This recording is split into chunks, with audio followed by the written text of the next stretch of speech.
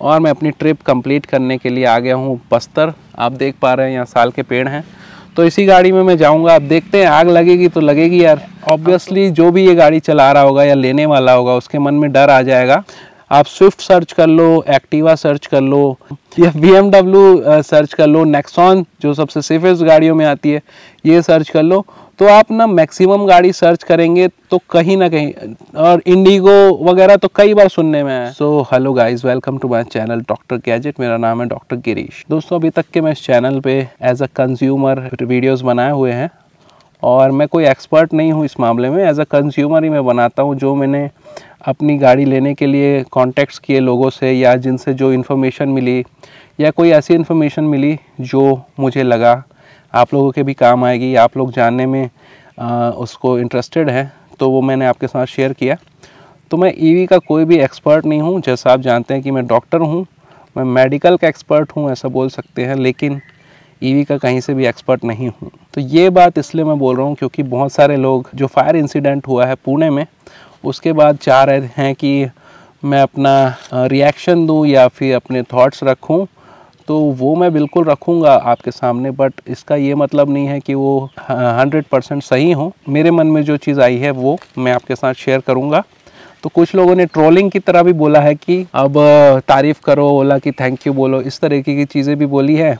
और कुछ लोगों ने एज अ सजेशन भी मांगा है कि हम क्या करें, आपका क्या थॉट है इस बारे में, तो हम भी उसमें अपना थॉट ऐड करके अपना डिसीजन ले पाएंगे। तो ये दो टाइप के लोग हैं। तो मैं पहले टाइप के लोगों के लिए तो कुछ भी नहीं बोलूँगा, वो लोग अपने लिए खुद समझदार हैं। दूसरा टाइप के लोग जो मेरा राय जानना चाहते हैं इस मामले में, तो पहली बात तो ये बोलूँगा, ये जो भी इंसिडेंट हुआ है बहुत ही दुखद बोला जाए इंसिडेंट है, ऐसा नहीं होना चाहिए था। और जिनके साथ भी हुआ है उनके लिए हम बिल्कुल ही उनके लिए सॉफ्ट कॉर्नर रखते हैं। और वैसे तो दिखे नहीं हैं वो जिनको भी जिनके साथ भी ये हुआ है उस वीडियो में कहीं पर भी, और मेरे को कहीं से भी उनका कोई भी स्टेटमेंट वगैरह भी पढ़ने नहीं मिला है। अगर आपके पास हो तो ज़रूर मुझे लिंक भेजें या लिंक दें या मेल करें कि जो ओनर हैं वो क्या बोल रहे हैं और किस किस कंडीशन में ये सारी चीज़ें हुई हैं। तो उनका जो व्यू है, उनका जो पॉइंट है, वो ज़रूर जानना चाहेंगे हम। और रही बात ओला की, तो ओला ने तो ये बोल दिया है कि हम इन्वेस्टिगेट करेंगे इस मामले को और सभी की सेफ्टी हमारी प्रायोरिटी है, जैसा एक कंपनी बोलती है। MG हेक्टर के साथ ऐसा हुआ था तो उन्होंने भी यही बोला था। ये सारी बातें हैं ओला की तरफ से और होपफुली कुछ इन्वेस्टिगेशन इनका रंग लाए। और एज अ कंपनी वो किसी को ब्लेम भी नहीं कर सकते कि अगर कोई गलती मान लो ओनर से हुई है तो वो हर चीज़ पूरा 100% ओनर पे भी नहीं डाल सकते। और as a company, as a brand या एज अ इन्वेस्टमेंट वो हर चीज़ अपने ऊपर भी नहीं ले सकते कि हाँ हमारी गाड़ी ऐसी है।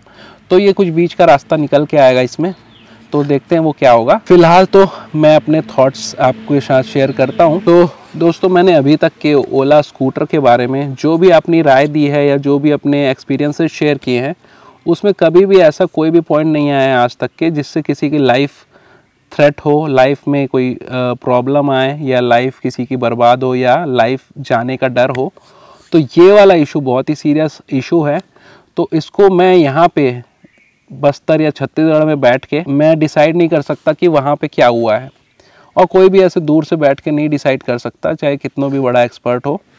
तो यहाँ से बैठ के मैं बहुत ज़्यादा चीज़ तो नहीं बोल पाऊँगा। ये प्रॉपर जो भी इन्वेस्टिगेट कर रहे हैं उनके ऊपर छोड़ देना चाहिए हमको। मैं अभी तक के जो भी बोल रहा था वो मेरा थोड़ा बहुत रिसर्च, इंटरनेट से रिसर्च किया हुआ, और मेरे जो ब्रांड चैम्पियन या जिससे भी बात होती थी, ओला कस्टमर केयर या जिनसे भी मेरी बात होती थी उनके थ्रू, या हमारे कुछ सब्सक्राइबर भाई लोग से भी बात होती थी, उनके थ्रू मेरे को जो मैसेजेस, जो इन्फॉर्मेशन मिलती थी आपके साथ शेयर करता था। और ऐसा कोई भी मेरा इनसाइडर ओला से रिलेटेड कोई पर्सन है नहीं मेरा जो मुझको अंदर की खबर देता हो। लोगों को लगता है कि मुझे जल्दी गाड़ी मिल गई क्योंकि मेरा कोई पहचान का है, तो लोग ये रिक्वेस्ट करते रहते कि मेरे को गाड़ी जल्दी दिलाओ। तो मैंने ऐसा कुछ भी नहीं किया है, मेरा कोई भी पहचान का नहीं है ओला में। ये गाड़ी जो है मैंने अपने पैसे से ख़रीदी है और अपने विवेक पे ख़रीदी है, अपने कॉन्फिडेंस में ख़रीदी है कि हाँ गाड़ी ठीक होगी, तो लिया है। और ये गाड़ी अभी भी मैं चला रहा हूँ। वो फायर वाला इंसिडेंस को जो पुणे का देख के ऑब्वियसली जो भी ये गाड़ी चला रहा होगा या लेने वाला होगा उसके मन में डर आ जाएगा। और मेरे मन में भी थोड़ा डर आया और चलाते समय थोड़ा सा सोचना भी पड़ता है उस बारे में कि ऐसा तो हमारे साथ भी नहीं होगा। लेकिन एक चीज़ अगर आप ध्यान देंगे, अगर आप गूगल करेंगे तो आपको हर गाड़ी में एक ना एक बार फायर लगा हुआ या आग लगने की घटना ज़रूर न्यूज़ में सुनने मिलेगी। आप स्विफ्ट सर्च कर लो, एक्टिवा सर्च कर लो, Activa caught on fire search कर लो, या BMW सर्च कर लो, नेक्सॉन जो सबसे सेफेस्ट गाड़ियों में आती है ये सर्च कर लो। तो आप ना मैक्सिमम गाड़ी सर्च करेंगे तो कहीं ना कहीं, और इंडिगो वगैरह तो कई बार सुनने में आया, तो हर गाड़ी का एक ऐसा कुछ ना कुछ इतिहास रहा है आज तक के इंडिया में कि वो पता नहीं किन रीज़न से, या तो टेक्निकल रीज़न होता है, या मेंटेनेंस नहीं कराया जाता है, या तो पता नहीं इंश्योरेंस क्लेम करने के लिए लोग कर देते होंगे। बाकी ये बोलना थोड़ा सा हार्श है, बट ऐसा होता है और हम वो चीज़ सोच नहीं सकते जो कई लोग सोच पाते हैं, वो शायद हम नहीं सोच पाते होंगे वो बेनिफिट। तो वो तो मैं सबसे लास्ट उसको रखूँगा, बट ऐसे इंसिडेंट्स हर गाड़ी के साथ मिले हैं लगभग। आप अगर हिस्ट्री में जाएंगे तो ऐसा नहीं है कि अगर एक गाड़ी में आग लग गई तो हर गाड़ी में ही आग लगेगी। और ऐसा इतने दिनों बाद हो रहा है, गाड़ी के लगभग 2-3 महीने बाद हो रहा है, और उस गाड़ी का भी परमानेंट नंबर आ गया था।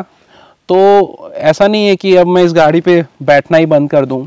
तो ये बात तो ऐसी होगी कि एक्सीडेंट के डर से हम रोड क्रॉस करना बंद कर दें, गैस से खाना बनाते समय आग ना लग जाए करके गैस से खाना ही ना बनाए, कुकर फटने की जो इंसिडेंट्स आते हैं तो कुकर में ही खाना ना बनाए।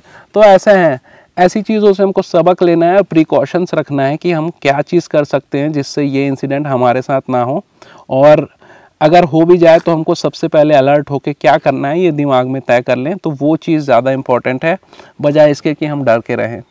तो ये किसी के साथ भी हो सकता है, किसी भी इक्विपमेंट के साथ हो सकता है, और जो प्रॉपर जो भी रीज़न है वो इन्वेस्टिगेशन के बाद ही शायद ओला या पुलिस वाले जो भी हैं वो करके इसको सामने लाएंगे, ऐसी उम्मीद है। तो अब दोस्तों बात कर लेते हैं क्या क्या मेरे हिसाब से इश्यूज़ हो सकते हैं जिसके कारण ये आग लगी हो।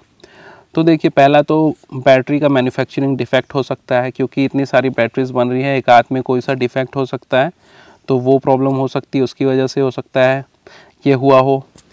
दूसरी चीज़ शॉर्ट सर्किट हो सकता है, कोई केबल में इलेक्ट्रिक शॉर्ट सर्किट की वजह से थोड़ा सा जो आग शुरू हुआ हो वो बढ़ गया हो, क्योंकि पूरी बॉडी फाइबर की है तो इसके कारण शायद आग जल्दी से भड़क गया हो, तो ये हो सकता है। तीसरी चीज़ हो सकता है कि बहुत ज़्यादा हाइपर मोड या स्पोर्ट्स मोड में बहुत ज़्यादा गर्मी में बहुत लंबा चलाने के बाद उसको फिर से आप चार्जिंग लगा दिए और फिर चला रहे हैं, तो ऐसा करने से मेरे हिसाब से ज़्यादा हीट जो बैटरी में प्रोड्यूस हो सकती है।